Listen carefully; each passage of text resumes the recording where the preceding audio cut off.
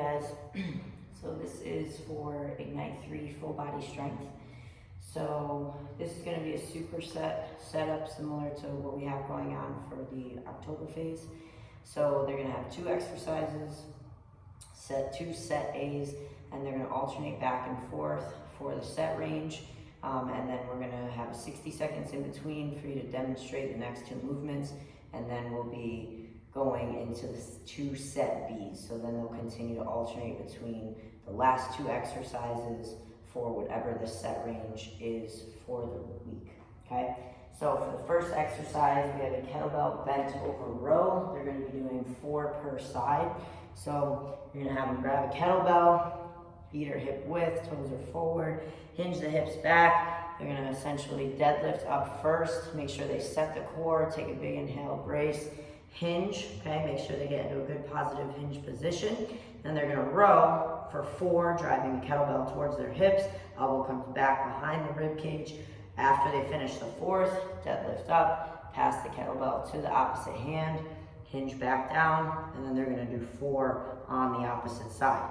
If somebody's using a super heavy kettlebell and it's difficult to safely pass it from one to the other, they can just set it on the floor, hinge down, and pick it up with the other side, all right?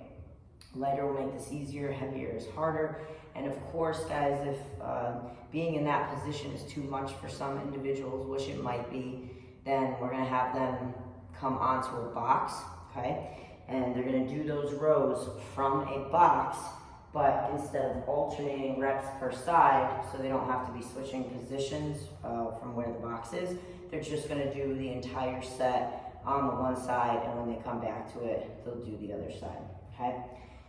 Next, we have the front foot elevated goblet split squat. So we're gonna have these low boxes out, these light colored blue boxes. And we're also gonna put some 25-pound plates out, okay? I looked at the calendar. This really shouldn't interrupt small group in Glastonbury.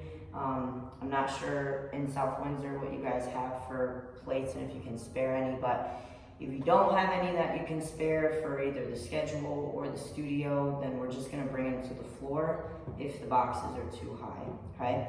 So what they're gonna do is, grab their dumbbell. They can also use a kettlebell for this, it's no problem. Hinge back, they're gonna clean it up. They're gonna set both feet on the box or on the plate here. We wanna make sure the weight is up by the chin, off the chest, elbows are in, and they're gonna take a big step back here. So we wanna make sure that most of their weight is on that front foot, okay, on that elevation here, and the back foot is really acting as a kickstand. We're gonna drive the knee down and then bring it back up. Inhale, brace your breath, come down. Big, powerful release as they drive up. Now what we want to do, guys, in our demonstration is we want to remind people that with the front foot elevated, they're not going to have as much range of motion to go all the way to the floor. So that does not need to be the goal. They just want to go to a depth that they can safely come back up from.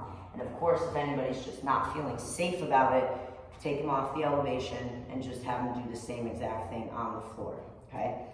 You're gonna do one side for a whole set, and then every set will switch sides. Lighter is easier, heavier is harder, and once again, they can use a kettlebell if they need to. If the dumbbell isn't heavy enough or light enough, whatever. Next up, we have the dumbbell Corncob Grip RDL. So what they're gonna do is grab a dumbbell, a Corncob Grip. For those of you who are new here, all that means is it's gonna be in the hands like so. So just like you're holding a corn on the cob, pretty much. So feet are hip width, toes are forward. Make sure to cue them too, that their big toe stays on the ground and it's not floating up off the ground necessarily, okay? We want all the foot involved here, but we don't want the toe constantly floating up off the ground. Okay, so you've got the dumbbell, you're gonna hinge your hips back, knees stay nice and soft. We're letting the dumbbell slide right down the edge of our legs, bring it below the knees. Chin stays tucked, drive the hips all the way up. So we make sure as they come down, they're lengthening those glutes and then pulling them through as they come up. For breathing, inhale, brace the breath, release as you drive. Once again, somebody can use a kettlebell because they'll have it in their square already if they need to. Lighter will make this easier and heavier harder.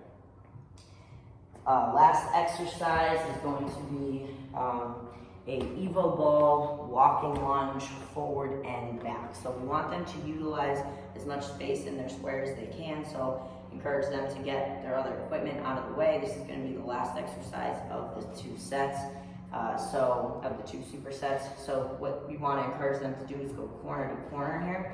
Okay, so they're going to hug the Evo ball in. Okay, if, I don't know, say they're small or something and they can't get their hands around the ball, they can just have it at their chest, but it can be resting on their chest for this.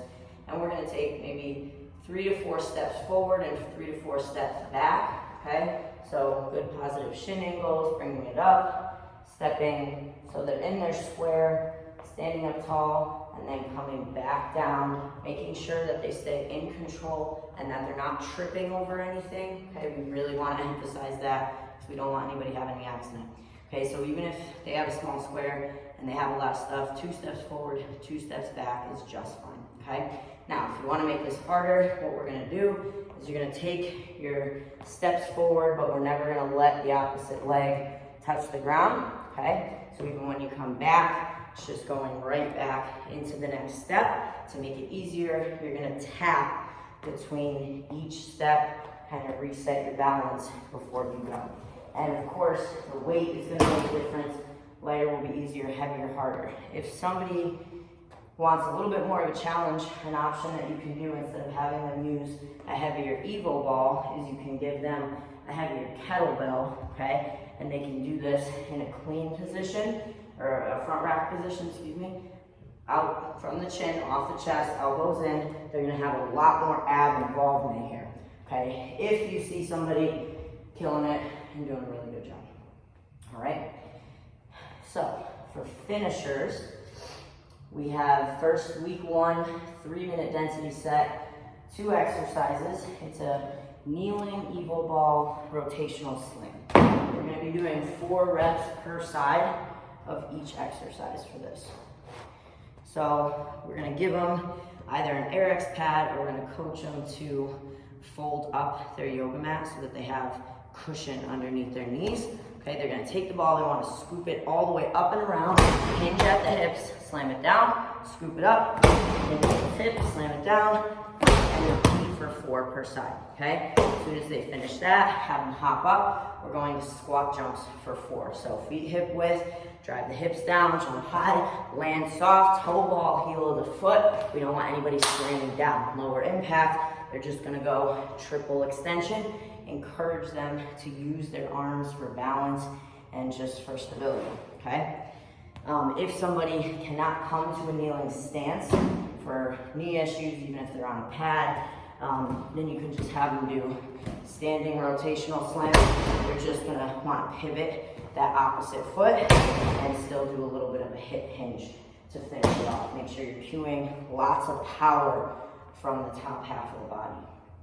Week 2, we have a 1-minute density set. We're gonna do a weighted iso squat. So kettlebell, dumbbell, even the Evo ball will be fine. It's kind of mimicking a wall sit. We just obviously can't spread everybody out. Not everybody will have an opportunity to get against a wall or a surface. So dumbbell, kettlebell, anything they want to use, clean it up, that good healthy front rack position. And they're going to drive the hips down, keeping those feet hip width, and we're just holding for 60 seconds. Make sure that you're encouraging them to grab a weight that they can sustain for 60 seconds. In the scheme of things, you know, this isn't a super long finisher in comparison to some of ours, but 60 seconds with an iso weighted squat can be quite demanding. So just know who's in your class and what they can handle. And, you know, we want to start them off with a weight that they can really sustain. They don't have to stop, look for another weight, and 20 extra seconds has gone by. You know, it's only a minute long. So again, scan the room, make sure everybody has something that they can utilize. If somebody really can't hold a weight and they can't handle it, just a regular body weight iso squat, okay? Last week, week 3 finisher, we have a banded star pull apart.